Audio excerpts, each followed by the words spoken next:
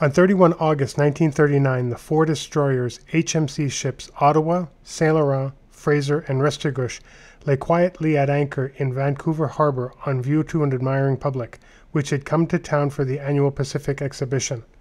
That forenoon, a grand parade had marched through the streets, and seamen landing parties were returning by boat from shore when the commanding officers of Fraser and Saint Laurent were summoned to report on board Ottawa.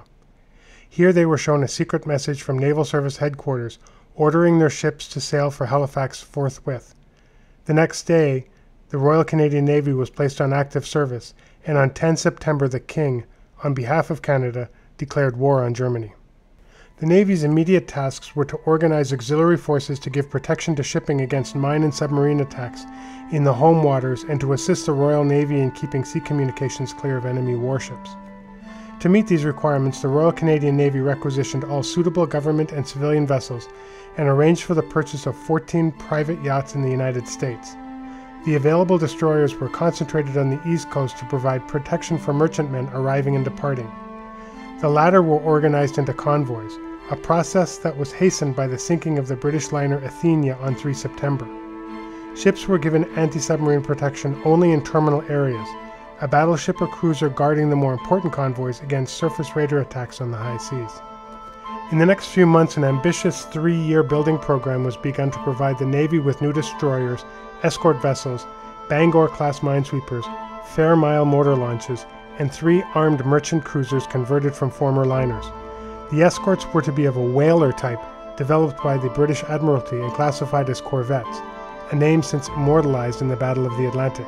In January and February 1940, the Cabinet authorized contracts for 64 corvettes to be built by 12 shipbuilding firms situated on the East Coast, the St. Lawrence, the Great Lakes, and the West Coast. 10 of these escorts were for the Royal Navy, whose home dockyards were to lay down 4 tribal-class destroyers for the Royal Canadian Navy. The construction of ships for each other's navies was to become standard practice for Canada and Britain as the war progressed. The first HX, for Halifax to United Kingdom convoy, headed out across the Atlantic on 16 September. By Christmas 1939, the Canadian destroyers, now based in Halifax, could look back on 3 exceptional convoys. Twice they had been sent out to meet and escort into harbor Royal Navy warships bringing over British gold consigned to the Bank of Canada, and on 10 December 5 liners carrying men of the 1st Canadian Division had been led to sea by Canadian destroyers and turned over to a strong Royal Navy force. In March 1940, HMCS Assiniboine joined the British cruiser Dunedin in the capture of a blockade-running German merchant ship Hanover.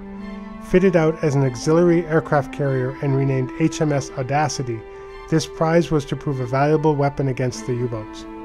On 22 May, when German armies were driving triumphantly into France, the Cabinet War Committee, in response to an urgent British plea for help, agreed to send 4 destroyers, the whole disposable Canadian force, to the English Channel. The Restigouche, Skeena, and Saint Laurent steamed into Plymouth Sound on 1 June. For the next month, the Canadian destroyers, joined by Fraser from the West Indies on 3 June, formed part of the large force of miscellaneous warships desperately trying to salvage something from the wreckage of the Allied front in Europe.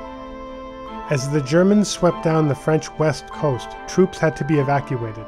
Other military units were landed to engage the enemy briefly or carry out important demolitions, and refugees were brought on board. On 9 June, Restigouche and Saint Laurent saw the flames rising over Le Havre 30 miles away, and 2 days later they were off Saint-Valery-en-Caux. Before long, the destroyer's 4.7-inch guns were barking in anger for the first time as they returned the fire of a German battery on the cliffs behind the town. France surrendered on 22 June, the same day that Fraser joined a group of Royal Navy ships off Saint-Jean-de-Luz near the Franco-Spanish border, one of the last bolt holes out of occupied France. Off Arcachon, she picked up a party of escaping Commonwealth diplomats, including the Canadian Minister to France, Lieutenant Colonel Georges Vanier, who had left harbor in a small fishing boat. The refugees were quickly helped over the side, and Fraser transferred them to the cruiser HMS Galatea off Saint-Jean-de-Luz. For the next 48 hours, dejected soldiers and fleeing civilians were ferried out to waiting merchant ships, which were dispatched to England. However, by 25 June, the end was in sight. The Germans were fast approaching, and the Vichy-controlled authorities ashore had indicated that they meant to implement the terms of the recently signed armistice. The cruiser HMS Calcutta, with Restigouche and Fraser under her orders, made for Bordeaux to investigate a report of enemy shipping there. Their patrol proving fruitless, the three ships then hauled round for Plymouth. Shortly after darkness fell, Calcutta sliced through Fraser as they were maneuvering into line ahead. The destroyer's bow quickly sank, and as salvage was impossible, her afterpart had to be scuttled. Calcutta and Restigouche steamed sadly away, the former still bearing Fraser's bridge perched on her forecastle. Disaster was heaped on disaster at the end of June 1940. France was out of the war. Italy, sensing quick profit, was on the side of Germany, who now controlled the western coast of Europe from the North Cape to the Bay of Biscay. And the more pessimistic New York papers predicted that Britain, too, would succumb within a week.